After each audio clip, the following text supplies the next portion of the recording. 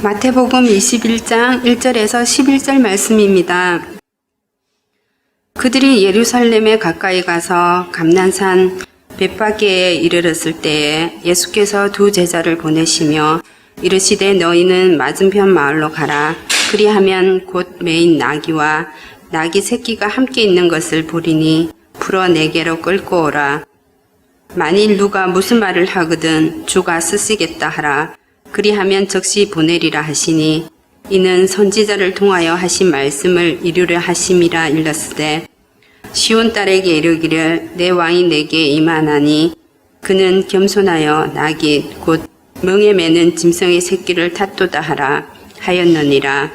제자들이 가서 예수께서 명하신 대로 하여 나귀와 나귀 새끼를 끌고 와서 자기들의 겉옷을 그 위에 얹음에 예수께서 그 위에 타시니 무리의 대다수는 그들의 겉옷을 길에 펴고 다른 이들은 나무 가지를 베어 길에 펴고 앞에서 가고 뒤에서 따르는 무리가 소리 높여 이르되 호산나 다윗의 자손이여 찬송하리로다. 주의 이름으로 오시는 이여 가장 높은 곳에서 호산나 하더라.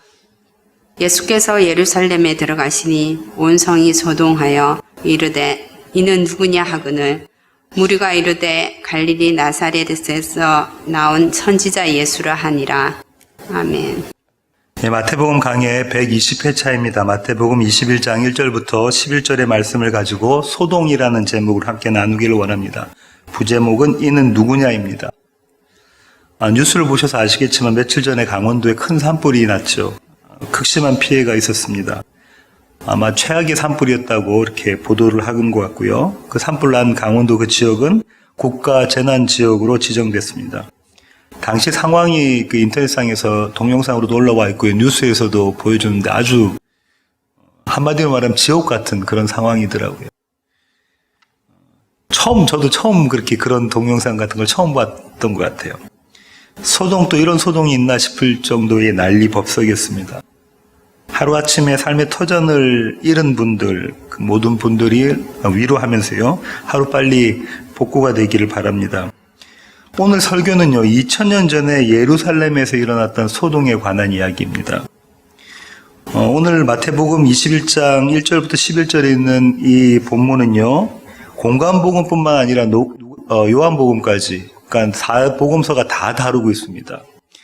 적어 놓으시는데요. 마가복음은 11장 1절부터 10절, 누가복음은 19장 28절부터 40절, 요한복음은 12장 12절부터 15절입니다. 필요한 부분만 나중에 가다가 찾아보도록 하겠습니다. 오늘 이 에피소드는요. 배경이 이렇게 되는데요. 제가 한번 1절 읽어보겠습니다. 그들이 예루살렘에 가까이 가서 감람산 벳바게에 이르렀을 때에 이때 시간적 배경은 언젠가요? 예수님 지금 어느 때에 예루살렘 성전으로 가시고 계시죠? 6월절입니다. 6월절을 맞아서 예루살렘 성전으로 가고 계시는데요. 당시 예루살렘의 인구가 7만 명이었다고 해요. 작지 않은 숫자입니다. 그런데 6월절 절기에는 온 유대인 남자들이 다 모이니까 그 예루살렘 성이 25만 명이라고 해요. 그럼 그때 당시 2000년 전에 25만 명이라면 엄청난 숫자인 거죠. 6월절은 무엇을 기념하는 절기인가요? 출애굽을 기념하는 절기입니다. 애굽의 압제로부터 벗어난 것, 자유함을 얻은 것, 독립된 것, 이런 것들을 해방된 것, 이런 것들을 기념하는 절기죠. 우리나라 같으면 광복절, 일제 압제부터 독립한 광복절 같고요. 미국 같으면 4th of July, 독립기념일 정도 될 겁니다. 이 사람들이 지금 로마 제국의 압제를 당하고 있으면서 6월절 절기를 지키려고 예루살렘 성전으로 향하는 이 사람들의 마음에는 어떤 마음이 있었을까요? 이 압제가 끝나기를 원하는, 왜냐하면 그 기념하는 절기잖아요. 해방을 기념하고 독립을 기념하는 절기니까 다시 한번 우리가 해방되기를 원한다는 마음이 그들에게 간절히 있었을 겁니다. 반면에요, 이런 이스라엘과는 달리 로마는 어땠을까요? 로마는 항상 이 절기만 되면 폭동이 일어날까봐, 일어날 가능성이 있기 때문에 만반의 태세를 갖추고 있었을 겁니다. 그렇죠? 이때는 어떻게 했냐면요. 가이사랴에 있는 로마 정예군, 주둔군을 예루살렘으로 데리고 옵니다. 그래서 높은 말을 탄 이 기마병들이 그 예루살렘을 이렇게 행진을 하는 거예요. 뭘 보여주는 겁니까? 반란, 너희가 꿈도 꾸지 마라, 이러고 있는 거죠. 반란하는 날에는 우리가 가차없이 너희를 십자가에 못 박겠다, 이런 모습을 보여주고 있는 겁니다. 이런 엄포를 놓는 거죠. 그러니까 6월절 절기만 되면 지배당하고 있던 이스라엘 사람들이나 지배하고 있던 로마 사람들이나 아주 팽팽한 긴장감이 있는 그런 시절인 겁니다. 이게 시간적인 배경인 6월절의 예루살렘인 거고요. 장소적 배경은 오늘 감난산 벳백이라고 하는데요. 감난산은 올리브산입니다. 우리 잘 먹고 있는 올리브 있잖아요. 그게 나는 올리브산입니다. 감난산이라고 할 때는 신학적으로 의미가 있는데요. 왕이 고난받는 자리가 감난산이었습니다. 사무엘하 15장 30절 보실까요? 사무엘하 15장 30절입니다. 다윗이 감난산길로 올라갈 때에 그의 머리를 그가 가리고 맨발로 울며 가고 그와 함께 가는 모든 백성들도 각각 자기의 머리를 가리고 울며 올라가니라. 16장 1절 다윗이 마루턱을 조금 지나니 무비보셋의 종 시바가 안장 지운 두 나귀에 떡 200개와 건포도 100송이와 여름과일 100개와 포도주 한 가죽 부대를 싣고 다윗을 만난지라. 감난산과 지금 나귀라는 모습이 드러났잖아요. 이 장면이 어떤 장면이냐면요. 다윗이 자기 아들 압살롬에 의해서 쫓기고 있는 장면입니다. 아들이 왕이 되겠다고 아버지를 죽이려고 하고 있는 장면이에요. 이때 예루살렘 성을 벗어나면서 감람나무에서 이 모습, 순환받는, 고난받는 모습이죠. 왕이 순환받는 장면이 이 장면입니다. 또 이 감람산은요, 최후의 승리를 이야기하고 있는 산이기도 합니다. 스가랴 14장 4절. 스가랴 14장 4절. 말라기 앞입니다. 그날에 그의 발이 예루살렘 앞 곧 동쪽 감난산에 서실 것이요 감난산은 그 한가운데가 동서로 갈라져 매우 큰 골짜기가 되어서 산 절반은 북으로 절반은 남으로 옮기고 8절 그날에 생수가 예루살렘에서 솟아나서 여호와의 날에 대해서 스가랴 선지자가 예언하고 있는 장면인데요. 이때가 승리하는 날인 거죠. 어느 산 위에 여호와의 발이 있다고 하죠? 감람산. 누가복음 24장 50절부터 53절 보실까요? 누가복음 24장 50절부터 보시겠습니다. 예수께서 그들을 데리고 베다니 앞까지 나가서 손을 들어 그들에게 축복하시더니 축복하실 때에 그들을 떠나 하늘로 올려지시니 그들이 그에게 경배하고 큰 기쁨으로 예루살렘에 돌아가 늘 성전에서 하나님을 찬송하니라. 예수님이 승천하시는 장면이다, 그죠? 부활 후에 승천하시는 장면입니다. 어디에서 그러셨다고 하죠? 베다니, 감난산 베다니. 한 군데 더 보겠습니다. 사도행전 1장 보실게요. 1장 9절부터 12절까지. 이 말씀을 마치시고 그들이 보는데 올려져 가시니 구름이 그를 가리어 보이지 않게 하더라. 올라가실 때에 제자들이 자세히 하늘을 쳐다보고 있는데 흰옷 입은 두 사람이 그들 곁에 서서 이르되 갈릴리 사람들아 어찌하여 서서 하늘을 쳐다보느냐 너희 가운데서 하늘로 올려지신 이 예수는 하늘로 가심을 본 그대로 오시리라 하였느니라. 제자들이 감난원이라 하는 산으로부터 예루살렘으로 돌아오니. 그럼 감난산 또 벳박에 하면 이 장면이 그려지셔야 됩니다. 왕의 순환과 왕의 승리. 예루살렘이 입성을 공식적으로 입성하는 것에서 출발점이 되는 출발 포인트가 되는 곳이 감람산입니다. 벳박에는 어디냐면요. 이 산의 산등성에 있는 마을이에요. 히브리어로는 이 벳박이라는 이름이 무화과의 첫 열매라는 의미입니다. 아마도 그 동네에는 무화과가 많이 났을 겁니다. 그죠? 우리나라도 그렇죠. 감이 많이 나는 곳을 감나무골. 밤이 많이 나면 밤나무골 하듯이 이 지역의 이름이 무화과가 많이 났기 때문에 그렇다고 합니다. 벳박에는요 행정구역상으로는 예루살렘이에요. 그러니까 예루살렘의 시작이다 하면은 벳바게입니다. 오늘 마태는 이 벳바게와 감난산을 이야기하고 있는데요. 나머지 두 공간복음에 있는 기자들은 누가와 마가는 베다니까지 이야기하고 있습니다. 베다니. 요한복음 12장 9절부터 11절 보실까요? 요한복음 12장 9절부터 11절. 유대인이 큰 무리가 예수께서 여기 계신 줄을 알고 오니 이는 예수만 보기 위함이 아니요 죽은 자 가운데서 살리신 나사로도 보려 함이로라. 대제사장들이 나사로까지 죽이려고 모이하니 나사로 때문에 많은 유대인이 가서 예수를 믿음이로라. 그 이튿날에는 명절에 온 큰 무리가 예수께서 예루살렘으로 오신다는 것을 듣고 종려나무 가지를 가지고 맞으러 나가 외치되 호산나 찬송하리로다 주의 이름으로 오시느니 곧 이스라엘의 왕이시여 하더라. 지금 베다니에 많은 사람들이 예수님을 보러 왔다고 하죠.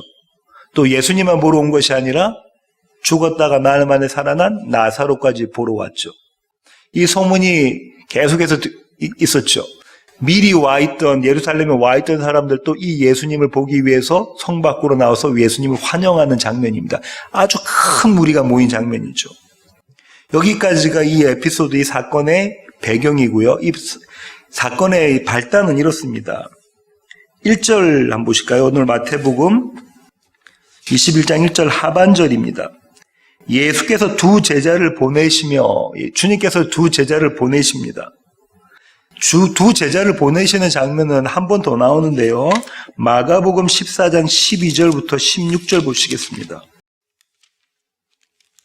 마가복음 14장 12절부터 16절입니다.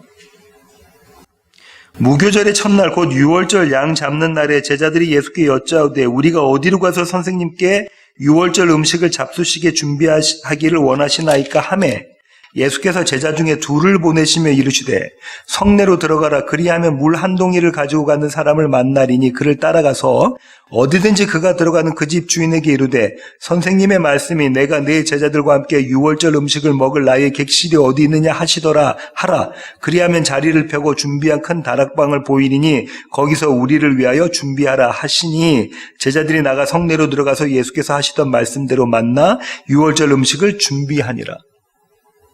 예수님께서 최후의 만찬, 12제자들과 최후의 만찬을 하시려고 하시죠.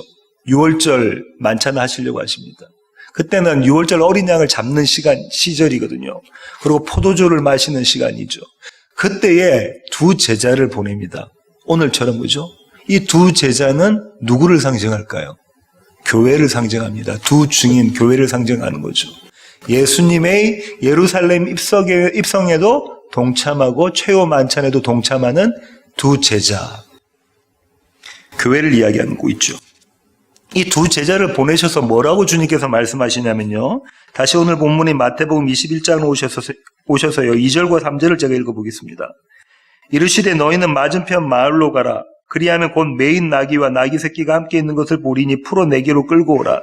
만일 누가 무슨 말을 하거든 주가 쓰시겠다 하라. 그리하면 즉시 보내리라 하시니 나귀를 증발합니다. 예수님께서 그죠? 나귀를 증발하는데요. 신학자들은 이런 의견들을 제시합니다. 예수님과 이 나귀의 주인이 사전에 계획이 있었을 것이다. 이야기를 했을 것이다. 라고 이야기를 하고요. 이 나귀의 주인은 예수님을 따르는 제자 중에 12제자 말고요. 여러 제자들, 이 무리 중에 한 명이었을 것이다. 그래서 주가 쓰시겠다 하라라고 제자들 보고 예수님이 말하라고 하잖아요. 누가 묻거든. 그때 이 주인은 나귀의 주인일 것이다. 이렇게 이야기하는 신학자들도 있습니다. 그런데 누가복음 19장 33절로 가시면요. 누가복음 19장 33절입니다. 나귀 새끼를 풀 때에 그 임자들이 이르되 어찌하여 나귀 새끼를 푸느냐 대답하되 주께서 쓰시겠다 하고 누가 물어봤죠? 나귀 임자들이 물어본 겁니다. 왜 그 나귀를 풀어가냐? 그러니까 주께서 쓰시겠다고 하고 하니까는 나귀의 주인과 예수님께서 사전에 입을 맞춘 모습은 아닌 거다, 그죠? 아닙니다. 이 부분에 대해서요 어떻게 생각할 수 있냐면 이렇습니다. 아까 우리가 지금 유월절 하면 이 이스라엘 사람, 유대 사람들이 기대하고 있는 게 뭐라고요? 메시아가 오셔서 우리가 이 압제로부터 해방되어야 되겠다. 그것이 유월절의 의미잖아요. 해방되어야 되겠다. 이걸 기대하고 있는 자들입니다. 오랫동안 그것을 기대하고 기다리고 있었던 자들이죠. 근데요, 지금 메시아라고 소문난 사람이 예수님께서, 나사렛 예수님께서 메시아라고 소문난 분이, 그분이 오셔가지고 지금 뭐라고 이야기하고 있냐면요. 나귀를 나에게 달라고 하시고 계시는 거예요. 그런데 유대 전통에는요, 이스라엘 구원하실 메시아는 반드시 유월절에 나귀 새끼를 타고 예루살렘 성에 입성하실 것이다라는 그런 이야기가 있는 거예요. 그러니까 이 나귀 새끼를 달라라고 이런 요청을 받았다는 얘기는 어떤 의미입니까? 이 날이 그날이구나. 우리가 해방될 날이구나. 우리가 독립할 날이구나. 이제 우리가 다윗과 솔로몬의 영광을 누릴 날이구나. 이렇게 생각이 되는 거예요. 그럼 나귀 새끼를 내어줄까요? 안 내어줄까요? 예, 모든 이스라엘 남자들은 나귀 새끼를 내어주게 되어져 있는 거죠. 기꺼이 이들은 나귀 새끼를 예수님께 내어줍니다. 다시 오늘 본문으로 오십시오. 21장 4절부터 5절 보시겠습니다. 이는 선지자를 통하여 하신 말씀을 이루려 하심이라. 일러스되 시온 딸에게 이르기를 내 왕이 내게 임하나니 그는 겸손하여 나귀 곧 몽에 매는 짐승의 새끼를 탔도다 하라 하였느니라. 말씀이 이루어졌다고 하죠. 마태복음은 처음부터 이 얘기를 했습니다. 말씀이 이루어졌다. 말씀이 이루어졌다. 마태복음 1장 22절로 가보실까요? 마태복음 1장 22절입니다. 21절부터 제가 읽어보겠습니다. 아들을 낳으리니 이름을 예수라 하라. 이는 그가 자기 백성을 그들의 죄에서 구원할 자이심이라 하니라. 이 모든 일이 된 것은 주께서 선지자로 하신 말씀을 이루려 하심이니 이루시되 보라 처녀가 잉태하여 아들을 낳을 것이요 그의 이름은 임마누엘이라 하리라 하셨으니 이를 번역한즉 하나님이 우리와 함께 계시다 함이라. 마태는 처음부터 이야기를 하죠. 하나님의 말씀이 그분의 삶 가운데 어떻게 이루어지시는지를 보여주고 있는 거다, 그죠? 오늘 조금 전에 예수님께서 하셨던 이 말씀은요, 지금 마태가 이야기하고 있는 예수님께서 지금 이렇게 제자들에게 이야기했던 이 말씀은 마태는 이런 말씀이 이루어졌다라고 이야기하고 있는데요. 이사야 62장 11절로 가시겠습니다. 이사야 62장 11절입니다. 11절, 12절 제가 한번 읽어보겠습니다. 이사야 62장 11절, 12절. 여호와께서 땅끝까지 선포하시되 너희는 딸 시온에게 이르라. 보라 내 구원이 이르렀느니라. 보라 상급이 그에게 있고 보응이 그 앞에 있느니라 하셨느니라. 사람들이 너를 일컬어 거룩한 백성이라 여호와께서 구속하신 자라 하겠고 또 너를 일컬어 찾은 바 된 자여 버림받지 아니한 성읍이라 하리라. 뭐라고요? 이날 구원이 이루어질 것이다. 딸 시온 성아, 예루살렘 성아 이렇게 이야기하고 있죠.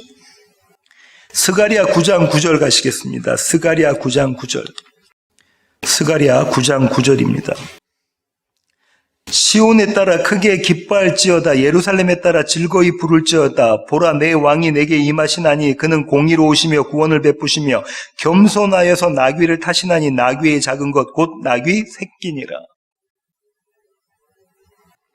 내가 에브라임의 병고와 예루살렘의 말을 끊겠고 전쟁하는 활도 끊으리니 그가 이방 사람에게 화평, 평화를 전할 것이요. 평화의 왕으로 오시는 분, 그분 메시아가 오실 때 그분 어떻게 하신다죠? 나귀 새끼를 타고 오실 것이다. 이 말씀이 성취된 거예요.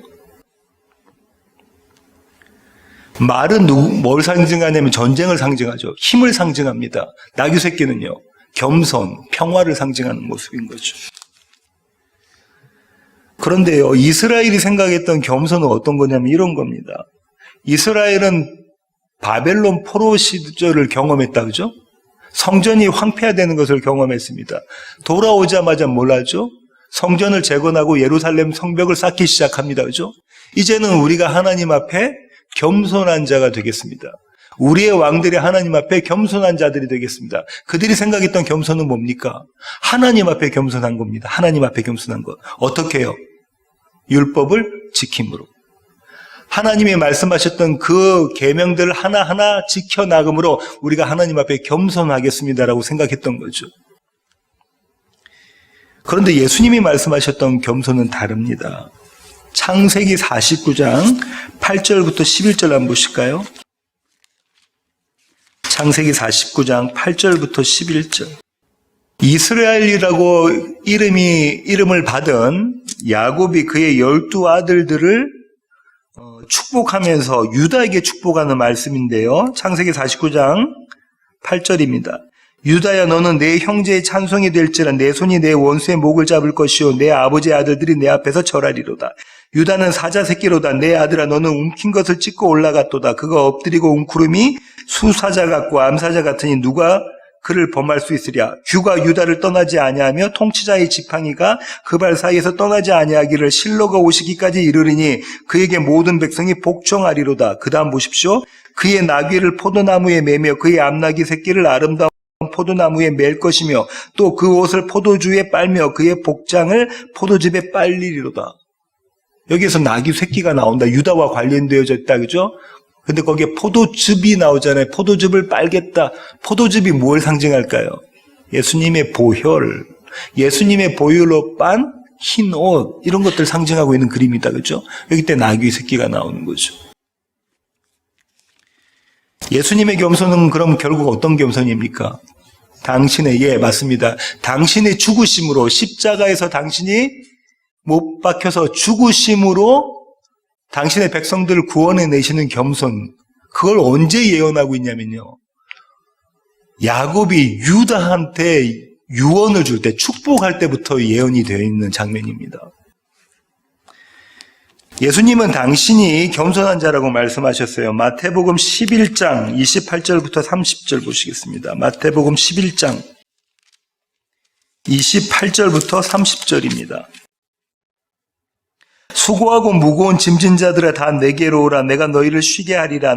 나는 마음이 온유하고 겸손하니 나의 멍에를 메고 내게 배우라. 그리하면 너희의 마음이 쉼을 얻으리니 이는 내 멍에는 쉽고 내 집은 가벼움이라 하시니라. 주님이 다지셨기 때문에 멍에가 쉬운 거죠. 주님이 다지셨기 때문에 짐이 가벼운 거죠. 이 주님이 다지신 온유와 겸손을 바울은 뭐라고 이야기하냐면요. 빌립보서 2장 6절부터 8절입니다. 빌립보서 2장 6절부터 8절. 그는 근본 하나님의 본체시나 하나님과 동등됨을 취할 것으로 여기지 아니하시고 오히려 자기를 비워 종의 형체를 가지사 사람들과 같이 되셨고 사람의 모양으로 나타나사 자기를 낮추시고 죽기까지 복종하셨으니 곧 십자가에 죽으심이라. 예수님이 말씀하셨던 온유와 겸손이 이 모습이라는 겁니다. 하나님이셨던 그분이, 창조주이셨던 그분이 이 땅에 내려오셔서 낮게 낮은 모습으로, 사람의 모습으로 오셔서 십자가에 못 박혀 죽으신 것, 그렇게 우리를 살려내신 이것이 겸손이다라고 이야기하고 있는 거죠. 이렇게 사건이 발단이 됐고요. 이제 사건이 좀 더 전개가 되어집니다.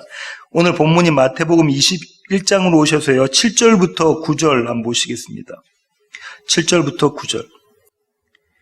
나귀와 나귀 새끼를 끌고 와서 자기들의 겉옷을 그 위에 얹음에 예수께서 그 위에 타시니 무리의 대다수는 그들의 겉옷을 길에 펴고 다른 이들은 나뭇가지를 베어 길에 펴고 앞에서 가고 뒤에서 따르는 무리가 소리 높여 이르되 호산나 다윗의 자손이여 찬송하리로다. 주의 이름으로 오시는 이여 가장 높은 곳에서 호산나 하더라.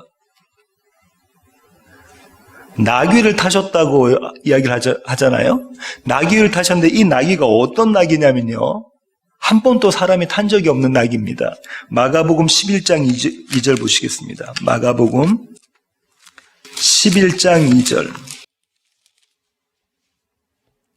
이르시되 너희는 맞은편 마을로 가라. 그리로 들어가면 곧 아직 아무도 타보지 않은 나귀 새끼가 매여 있는 것을 보리니 풀어 끌고 오라. 누가복음 19장 30절. 누가복음 19장 30절. 아직 아무도 타보지 않은 나귀 새끼가 매여 있는 것을 보리니 풀어 끌고 오라. 마가와 누가는 이 나귀 새끼가 누구도 탄 적이 없는 나귀 새끼다라고 이야기하고 있다, 그죠? 왕이 타는 것은 다른 사람이 탈 수 없기 때문에 그렇습니다. 아무도 탄 적이 없는 나귀 새끼는 순결함을 이야기하고요, 깨끗함을 이야기하는 거죠. 그러면 예수님의 삶 가운데서 아무도 사용하지 않은 것을 사용한 것이 한 번 더 있습니다. 그게 뭘까요? 빈 무덤입니다. 마태복음 27장 60절 보실까요? 마태복음 27장 60절.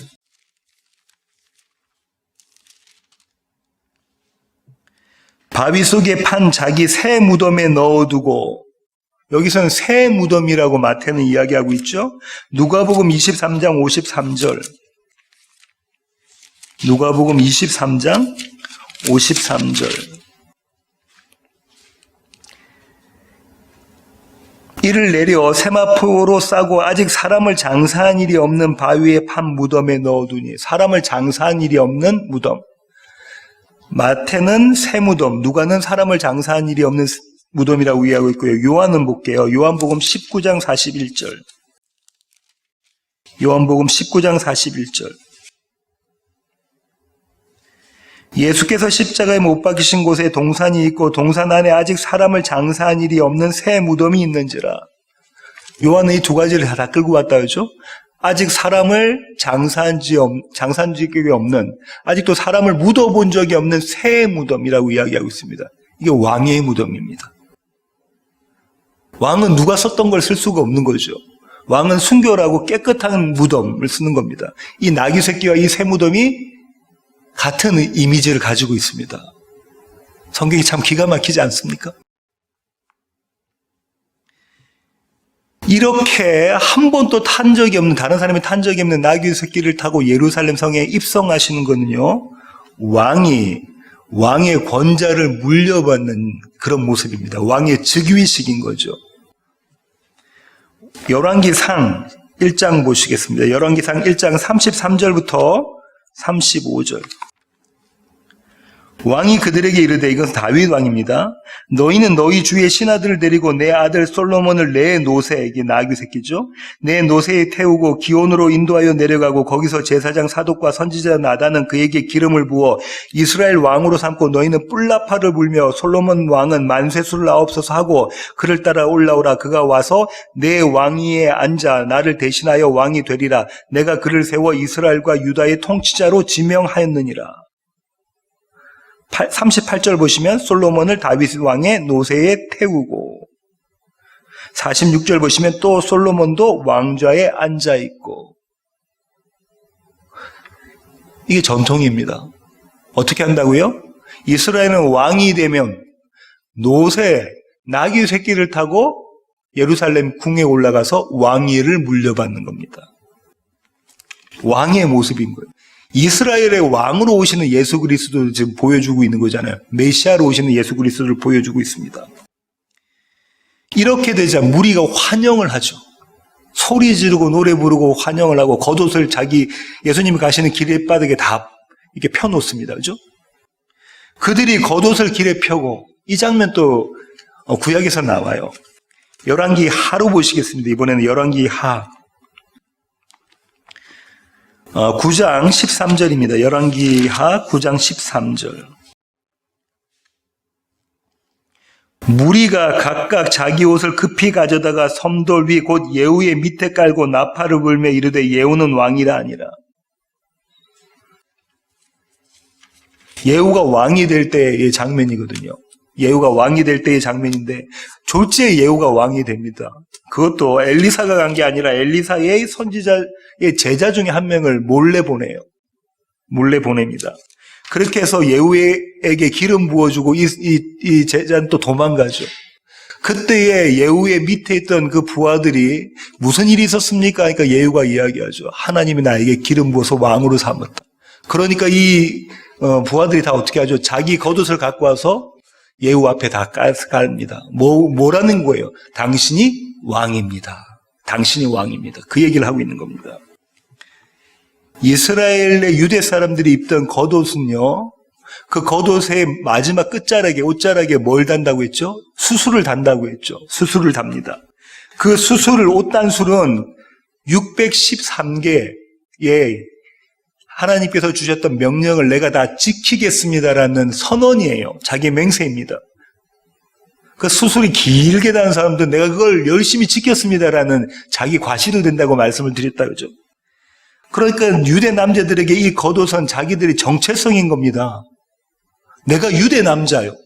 내가 하나님의 계명을 지키는 자요. 내가 이렇게 지켜왔습니다 하는 그런 그들의 정체성이라고요. 아이덴티티. 근데 그걸 지금 어떻게 합니까? 예수님께서 나귀 새끼를 타고 예루살렘에 입성하시는 그 길바닥에다가 자기의 정체성을 깔아 이렇게 엎어버리는 거죠. 이렇게 펴놓는 겁니다. 자신의 전부, 나의 인격, 나의 지위, 나의 권위, 내가 가진 모든 것을 예수의 발 앞에 내려놓겠습니다라는 맹세입니다. 내려놓음이에요. 저와 여러분이 잘 알고 있는 내려놓음입니다. 내가 가진 모든 것, 나의 지식, 나의 명예, 나의 지위, 나의 직업, 내가 가진 모든 것을 주님 앞에 내려놓겠습니다라고 하고 있다고요. 여기 아이러니가 있습니다. 사실은 그들이 주님 앞에 겉옷을 깐 이유가 뭡니까? 자신이 가진 모든 것을 주님 앞에 내려놓겠다는 게 아니고요. 자신이 원하는 것을 주님이 이루어 주세요라는 겁니다. 그걸 보셔야 돼요. 내 겉옷을 내려놓으면서 주님 제가 다 내려놓았습니다라는 이 의미는 역설적이게도 주님이 내가 원하는 메시아가 되어주세요라는 의미라는 거예요. 부자 청년이 했던 말과 똑같죠? 내가 어려서부터 다 지켰는데 내가 무엇이 더 필요합니까 주님? 베드로와 제자들이 했던 이야기하고 똑같습니다. 모든 것을 버리고 주를 따라 싸운데 이제 주님께서 저에게 뭐 주시겠습니까? 그 의미로 지금 이들이 겉옷을 주님 앞에 내려놓습니다. 그러면서 이들이 노래를 불러요. 호산나라고 노래를 부르죠. 호산나. 118편 25절입니다. 한번 찾아가 보겠습니다. 시편 118편 25절입니다. 24절부터 제가 읽어보겠습니다. 이날은 여호와께서 정하신 것이라 이날에 우리가 즐거워하고 기뻐하리로다. 여호와여 구하옵나니 이제 구원하소서. 여호와여 우리가 구하옵나니 이제 형통하게 하소서. 호산나가 히브리어로는요, 이게 히브리어를 음력한 거거든요. 히브리어로는요, 호시아나입니다. 그게 뭐냐면 나를 구원하소서. 지금 나를 구원하소서. 여기서 지금 뭐라고 하고 있죠? 시편에서 여호와여 우리가 구하옵나니 이제 형통하게 하소서. 여호와여 우리가 구하옵나니 이제 구원하소서. 구원하십시오. 이제 구원하십시오. 주님 그날입니다. 이들이 지금 외치고 있는 게 뭐라고요? 우리를 구원하십시오. 이 날입니다. 이 날이 마치 애굽에서 우리가 출애굽한 것처럼 로마로부터 우리가 해방되는 날이 이 날입니다. 우리의 메시아가 되어 주십시오. 우리의 원함을 이루어 주십시오. 겉옷을 깔고 그다음 종려나무까지를 흔들어대면서 외치는 호산나가 이 모습이란 거라고요. 이들이 못 본 글자가 뭐냐면요. 22절부터 23절입니다. 건축자가 버린 돌이 집 모퉁이의 머릿돌이 되었나니 이는 여호와께서 행하신 것이요 우리 눈에 기이한 바로다. 이 두 절을 못 보고 있는 거죠. 건축자들이 버린 돌, 그들이 예수를 버린다는 거예요. 아이러니입니다. 그죠? 이들은 예수님을 다윗의 자손이라고 부르잖아요. 다윗의 자손이라고 부릅니다. 다윗의 권자는 영원토록 지켜질 것이라고 하나님께서 약속을 해주셨거든요. 사무엘하 7장 16절입니다. 사무엘하 7장 16절. 내 집과 내 나라가 내 앞에서 영원히 보존되고 내 왕위가 영원히 경고하리라 하셨다. 이들이 다윗의 자손이라고 외칠 때는 이 이미지가 들어가 있는 겁니다. 주님 약속하지 않으셨습니까? 주님께서 뭐라고요? 다윗의 왕위가 영원하리라, 흔들리지 않을 것이라, 경고하리라 약속하지 않으셨습니까? 이 날이 그 날입니다. 얼마나 기대와 설렘을 가지고 흥분한 상태로 지금 예루살렘으로 향하고 있는 겁니다. 메시아의 승리의 입성을 기대하고 있죠. 메시아가 와서 이 이방 나라 로마 제국을 심판하실 것이다. 그렇게 생각하고 있는 겁니다. 왜 그들이 그렇게 생각했냐면요. 스가랴서 9장으로 다시 가볼까요? 아까 우리가 스가랴서 9장 9절 봤는데요. 11절부터 한번 보겠습니다. 또 너로 말할진대 내 언약의 피로 말미암아 내가 내 갇힌 자들을 물 없는 구덩이에서 놓아나니 갇혀있으나 소망을 품은 자들아. 지금 누구 이야기하고 있는 겁니까? 이들이 듣기에는 자기들 이야기하고 있는 겁니다. 갇혀있으나 소망을 품은 자들아. 그죠? 이스라엘 모든 사람들이 로마의 제국에 갇혀있으나 그들은 소망을 가지고 있습니다. 무슨 소망? 유월절에 대한 소망을 갖고 메시아에 대한 소망을 갖고 있잖아요. 너희는 요새로 돌아올지니라 내가 오늘 또 이르노라 내가 내게 갑절이나 갚을 것이다. 내가 유다를 당긴 활로 삼고 에브라임을 끼운 화살로 삼았으니 시온아 내가 내 자식들을 일으켜 헬라 자식들을 치게 하며 너를 용사의 칼과 같게 하리라. 여호와께서 그들 위에 나타나서 그들의 화살을 번개같이 쏘아내실 것이며 주 여호와께서 나팔을 불게 하시며 남방 회오리 바람을 타고 가실 것이라. 만군의 여호와께서 그들을 호위하시리니 그들이 원수를 삼키며 문맷돌을 밟을 것이며 그들이 피를 마시고 즐거이 부르기를 술 취한 것 같이 할 것인즉 피가 가득한 동이와도 같고 피 묻은 제단 모퉁이와도 같을 것이라. 이날에 그들이 하나님 여호와께서 그들을 자기 백성의 양떼같이 구원하시리니 그들이 왕관의 보석같이 여호와의 땅에 빛나리로다. 이 스가랴서의 예언서를 가지고, 그죠? 낙이 새끼를 타고 예루살렘에 들어오는 예수님을 보고, 저분이 메시아인데 저분이 예루살렘 궁에 입궁하면 여호와 하나님은 어떻게 하시겠다는 거예요?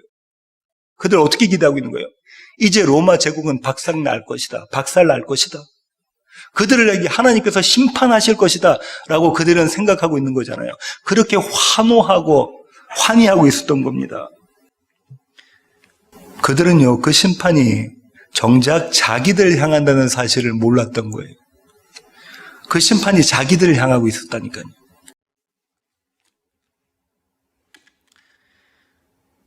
이렇게 하고 난 다음에 다시 마태복음으로 가셔서요. 이제 이 에피소드가 절정으로 올라갑니다. 10절 보실까요? 예수께서 예루살렘에 들어가시니 온 성이 소동하여 이르되 이는 누구냐 하거늘. 예수님께서 어디로 들어가셨다고요? 예루살렘에 들어가신 예루살렘 성에 들어가셨습니다. 예루살렘의 뜻이 뭡니까? 살렘이 뭐죠? 샬롬, 평강이죠. 평화. 그럼 예루살렘은 뭐냐면 평화의 성읍, 평화의 마을, 평화의 고을이라는 거예요. 그런데 한번 보십시오. 이 예루살렘의 평화를 이들이 노래를 하고 있습니다. 누가복음 19장 38절 보실까요? 누가복음 19장 38절. 이르되 찬송하리로다. 주의 이름으로 오시는 왕이여 하늘에는 평화여 가장 높은 곳에는 영광이로다. 뭐라고 이야기하고 있다 이거예요? 하늘에는 평화여 가장 높은 곳에는 영광이로다 하면서 이들이 지금 뭘 기대하고 있냐면 평화, 하나님 예수님으로 인한 정복, 이걸 기대하고 있는 거잖아요. 그러나 정작 이 예루살렘은 평화를 몰랐다고 주님이 말씀하십니다. 조금 더 밑에 보시면요. 41절부터 보십시오. 가까이 오사 성을 보시고 예루살렘 성을 보시고 우시며 이르시되 너도 오늘 평화에 관한 일을 알았더라면 좋을 뻔하였거니와 지금 내 눈에 숨겨졌도다. 주님이 뭐라고 말씀하고 계십니까? 너희가 지금 평화를 이야기하고 하나님의 영광을 노래 부르고 있지만 너희가 평화를 모른다. 그분의 영광이 어떤 것인지를 도대체가 모르고 있구나라고 주님이 말씀하고 계시는 거예요. 그 예루살렘 성을 보고 우시면서요. 대단히 역설적입니다. 평화를 노래했던 그 예루살렘이 평화를 내어 던져버립니다. 평화의 왕으로 오셨던, 샬롬의 왕으로 오셨던, 멜기세덱의 반차를 쫓아서 오셨던 그 왕을, 평강의 왕, 샬롬의 왕을 내어 쫓아버린다니까요. 내버립니다. 대단한 역설이죠. 그렇게 평화를 저버린 곳이 평화의 성읍 예루살렘입니다. 그래서 예수님은 이 예루살렘을 새롭게 건축할 필요가 있으셨던 거죠. 새 예루살렘. 그래서 아까 건축자들이 버린 돌이 예루살렘을 새롭게 짓는다라는 하나님의 말씀이 계셨고요. 이 그림이 어디서 나타나냐면 성전 청결 사건에서 나타나는 겁니다. 성전을 정화하고 있는 거죠. 누가복음 2장 14절로 한번 보실까요? 누가복음 2장 14절입니다. 누가복음 2장 14절. 지극히 높은 곳에서는 하나님께 영광이요 땅에서는 하나님이 기뻐하시는 사람들 중에 평화로다. 언제 이 얘기가 나왔죠? 예수님이 탄생하실 때 누가 이야기합니까? 천군 천사들이 이야기를 하고 있죠. 천군 천사들이 이야기하고 있는 이 평화와 예루살렘에 살고 있는 자들이 생각했던 평화가 전혀 달랐다는 겁니다. 이렇게 예수님께서 예루살렘 성에 들어오시자 온 예루살렘이 소동합니다. 이 소동은요, 지진이 일어나면 움직이는 것이 소동이에요. 그런 이미지거든요. 기존 질서가 흐트러지는 겁니다. 흔들려지는 겁니다. 붕괴되는 거예요. 그들이 생각했던 예루살렘과 그들이 생각했던 이스라엘이 무너져 내리는 겁니다. 그 예루살렘 성전이 무너져 내리는 것이 소동인 거라고요. 이 소동이 일어납니다. 예루살렘 성전이 무너질 것을 주님께서 예언을 하시죠. 누가복음 19장 43절부터 44절 보시겠습니다. 누가복음 19장. 날이 이를지라 내 원수들이 토둔을 쌓고 너를 둘러 사면으로 가두고 또 너와 및 그 가운데 있는 내 자식들을 땅에 메어치며 돌 하나도 돌 위에 남기지 아니하리니 이는 내가 보살핌 받는 날을 알지 못함을 이남이니라 하시니라. 그 다음에 성전 청결 사건이 있단 말이죠. 이거는 AD 70년에 가시적으로 이루어졌고요. 저와 여러분의 삶 가운데 오늘 또 이루어지는 일입니다. 예루살렘이 소동합니다. 이 예루살렘 소동은 언제 한 번 더 있었습니다. 언제죠? 예수님이 태어나셨을 때 있습니다. 마태복음 2장 3절로 가시겠습니다. 마태복음 2장 3절입니다. 헤롯 왕과 온 예루살렘이 듣고 소동한지라. 헤롯 왕과 온 예루살렘이 듣고 소동한지라죠. 왜 소동했다고 하냐면 1절부터 2절 한번 보실게요. 헤롯 왕 때 예수께서 유대 베들레헴에서 나심에 동방으로부터 박사들이 예루살렘에 이르러 말하되 유대인의 왕으로 나신 이가 어디 계시냐? 우리가 동방에서 그의 배를 보고 그에게 경배하러 왔노라 하니. 헤롯과 온 예루살렘이 소동한 이유는 동방 박사들이 뭐라고 물었기 때문입니까? 유대인의 왕으로 나신 이가 어디 계시냐? 왕이 어디 계시냐라고 물었기 때문에 그런 거죠.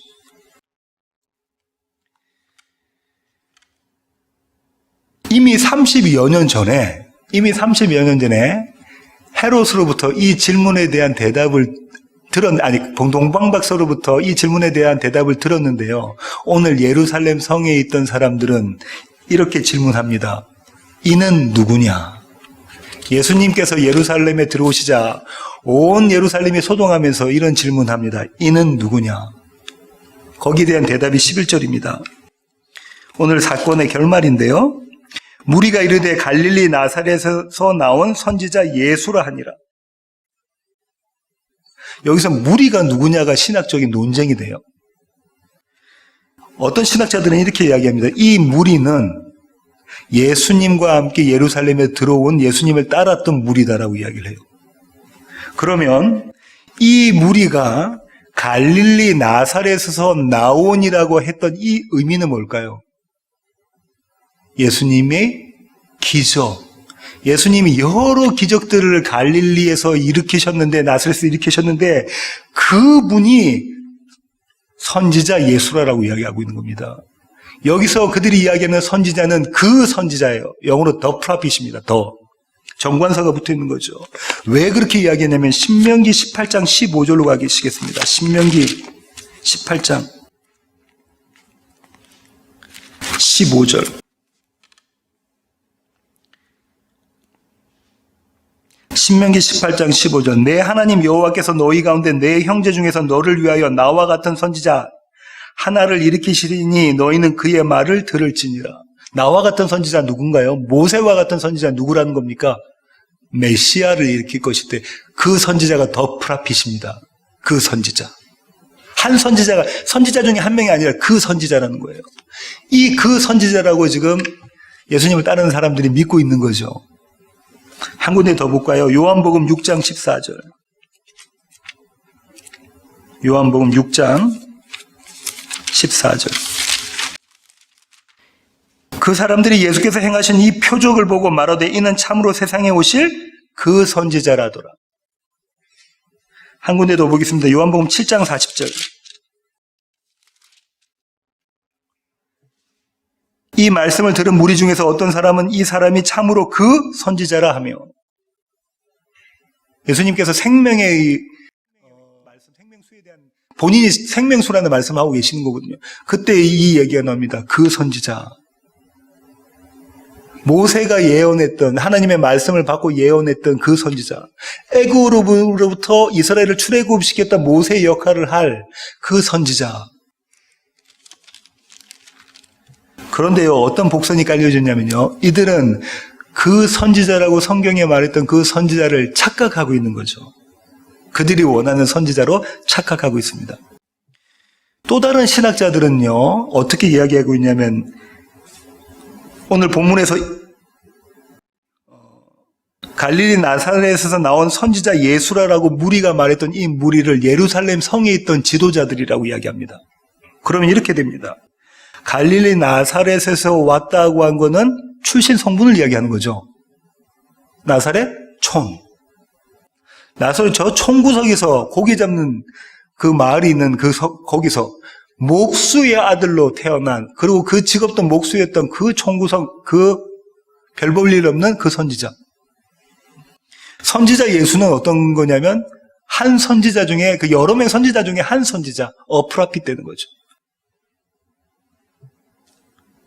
애써 자신들이 지금 이렇게 당혹함을 감추려고 있는 모습입니다. 그죠? 두 장면 다 가능성이 있는 이야기입니다. 여러 신학자들이 이야기하는 이 두 장면이 다 가능성이 있는 이야기인데요. 공통점이 있습니다. 그게 뭐냐면요, 성경이 말하고 있는 메시아와 그들이 이야기하고 있는 메시아는 달랐다는 거죠. 이렇게 에피소드가 끝이 납니다. 오늘 설교의 결론을 맺겠습니다. 오늘 설교가 좀 길었는데요. 오래전 예루살렘 성에 큰 소동이 일어났었습니다. 그죠? 저와 여러분이 봤었죠. 오래전 예루살렘 성에 두 번의 큰 소동이 일어났는데요. 왜 그러냐면요, 또 다른 왕이 오셨기 때문에 그렇습니다. 왕이 있는데 또 다른 왕이 오셨기 때문에 그래요. 이 사실에 혼비백산한 이들은 이렇게 묻습니다. 도대체 이는 누구냐? 이가 누구냐? 저희가 누구냐? 그들은 그 왕이 자기들이 원하는 바를 해결해주는 왕이길 바랬어요. 내 꿈과 내 계획을 이루어줄, 그렇게 성취시켜줄 아주 멋진 왕이길 바랬습니다. 그죠? 저도 그렇습니다. 저도 제가 원하는 왕을 바라고 있습니다. 예수님이 그런 왕이기를 저도 원해요. 매번 설교할 때마다, 특별히 오늘 설교를 준비하면서 제가 너무 은혜를 많이 받았거든요. 성경이 정말 기가 막히다라고 은혜를 많이 받습니다. 하나님께서 가르쳐주시는 복음이 너무 감사하고 그래서 은혜를 많이 받는데요. 하지만 동일하게 매번 설교하러 강단에 설 때마다 제가 힘듭니다. 몇 분 안 되는 교회 가족에게 말씀 전하는 것이 힘듭니다. 나의 원함은 하나도 들어주시지 않으시는 그 예수님, 그 메시아로 오신 왕, 그 왕, 나를 외면하시는 그 왕이 제가 밉습니다. 이런 고민을 했던 한 남자가 있었습니다. 감옥에서 이런 고민을 했던 한 남자가 있었는데요. 마태복음 11장 2절부터 3절입니다. 마태복음 11장 2절부터 3절입니다. 침례 요한이죠. 옥에서 그리스도께서 하신 일을 듣고 제자들을 보내어 예수께 여짜오되 오실 그이가 당신이오니까 우리가 다른 일을 기다리오리까. 침례 요한이 지금 의심에 찬 목소리로 이렇게 이야기하고 있죠. 이 침례 요한은요, 우리하고 비교할 수 없는 사람입니다. 그죠? 예수님은 뭐라고 했죠? 여자가 낳은 사람으로서는 최고의 사람이다라고 이야기했는데, 마지막 중에 마지막에 완성된 선지자였잖아요. 자기 오른손 손끝에 예수님을 가리켰던 저분이 세상 죄를 지고 갈 어린 양이다라고 이야기했던 그 침례 요한이 감옥에서 지금 예수님께 이런 질문을 던지는 겁니다. 제자들을 보내면서 오실 그이가 메시아가 나의 왕이 당신이 맞습니까? 아니면 내가 또 다른 왕을 기다릴까요? 매일매일 제 삶의 질문이 이 질문이고요. 아마도 여러분의 삶의 질문이 이 질문 아닐까 싶습니다. 이는 누구인가? 내가 다른 왕을 기다릴까요? 마태는 오늘 또요, 저와 여러분에게 이 질문 던집니다. 이는 누구인가? 당신의 왕은 누구인가? 이 질문을 마태는 저와 여러분에게 오늘 본문으로 던지고 있는 거예요. 매일매일. 당신의 왕은 누굽니까? 당신이 바라는 왕은 누굽니까? 이 질문을 던진 마태는 친절하게도 우리에게 그 대답을 주는데요. 그 대답이 오늘 본문의 9절입니다. 9절 하반절 보시겠습니다. 다윗의 자손이여 찬송하리로다. 주의 이름으로 오시는 이여 가장 높은 곳에서 호산나더라. 주의 이름으로 오시는 이. 그분이 나의 주인이라는 거죠. 주님께로부터 보내심을 받은, 그리고 우리의 주인이 되시는, 우리의 왕이 되시는 그분이라는 겁니다. 우리가 원하는 왕이 아니라 그분의 원함으로 우리의 왕이 되시는 그 주인. 그분이 우리의 참된 왕이라고 마태가 친절하게 우리에게 가르쳐주고 있습니다. 이 고백은 우리의 고백이 내가 할 수 있는 고백이 아니고요. 우리가 할 수 있는 고백이 아니고요. 내 안에 계신 그분의 영이 우리를 대신해서, 우리를 대표해서 하시는 고백입니다. 이 고백을 하는 자들만이요, 참된 평화를 경험하게 되고요, 참 예루살렘 성이 되는 겁니다. 평화의 성읍 예루살렘이 되는 거죠. 계시록으로 가겠습니다. 계시록 7장 9절부터 10절 함께 읽기를 원하는데요. 계시록 7장 9절부터 10절입니다. 계시록 7장 9절부터 10절입니다. 오늘 본문에 있는 내용이 똑같이 기록되어져 있는 부분입니다.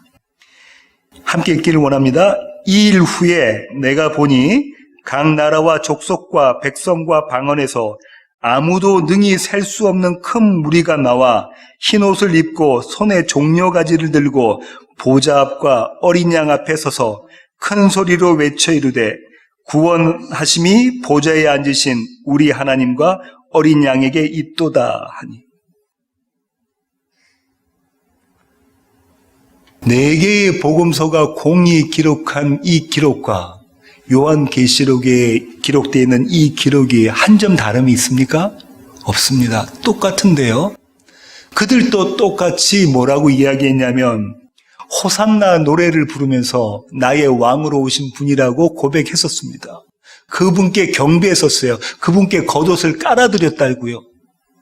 그런데 그 장면과 이 장면이 다른 것은요, 그 장면은 오늘 저와 여러분이 나눴던 그 본문은 나의 원함으로 오신 왕이고요. 이 사도 요한이 계시록에, 그의 묵시록에 기록했던 이 장면은요, 그분의 원함으로 채워져서 내가 그렇게 고백하게 만들어 가시는 그 장면인 거죠. 전혀 다른 장면입니다. 그 장면은요, 예루살렘 성, 무너져야만 되는 예루살렘 성이었다면 이 장면은 새롭게 건축되어진 새 예루살렘의 장면입니다. 저와 여러분 이 두 예루살렘 성 가운데 왔다 갔다 하고 있죠. 매일매일 그렇습니다. 하지만 우리가 소망을 누릴 거는요, 마침내 마지막 때는 우리는 어느 성에 서 있다고요? 새 예루살렘 성에 서 있습니다. 왜냐하면 저와 여러분이 그 새 예루살렘이기 때문입니다. 기도하시겠습니다. 주님, 그렇습니다. 하나님, 우리는 예수님이 예루살렘 성에 들어오신다는 소문을 듣고 소동합니다. 마음이 분주합니다. 나의 원함을 얻기 위해 애쓰고 예수님께 이것저것 해달라고 요청하기 위해서 분주합니다. 하지만 주님께서 말씀하셨던 그 예루살렘 입성은 전혀 다른 모습이었습니다. 오늘 말씀을 통해 그것을 알게 하시니 주님 감사합니다. 사도 요한이 기록했던, 계시록에서 기록했던 그 새 예루살렘으로 우리 세워지는 교회 모든 가족들이 세워져 가기를 원합니다. 주님, 저희들을 붙잡아 주시옵소서. 이제는 우리 주 예수 그리스도의 놀라우신 구원의 은혜와 하늘 아버지의 크고 극진하신 사랑과 우리 안에 내주하셔서 우리의 원함이 아니라 주님의 원함으로 채워가시는 성령님의 충만하심이 이제 주님 앞에 머리 숙인 세워지는 교회 모든 지체들 머리 위에 이제로부터 영원토록 함께 하시기를 예수 그리스도의 귀하신 이름으로 간절히 축원하옵나이다. 아멘.